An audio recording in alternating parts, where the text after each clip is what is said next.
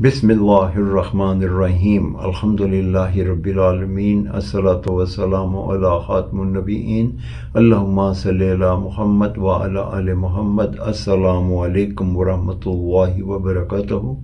आज की हदीस शोबुल ईमान 2974 नंबर।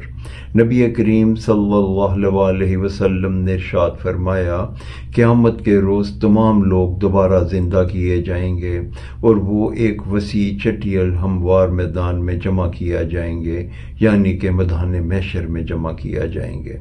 फिर अल्लाह का मुनादी पुकारेगा, कहाँ हैं वो लोग जो रातों को अपने पहलुओं को बिस्तरों से अलहदा रखते थे, यानी कि रातों को अपने पहलुओं को बिस्तर से अलहदा करके तहज्जुद की नमाज अदा किया करते थे।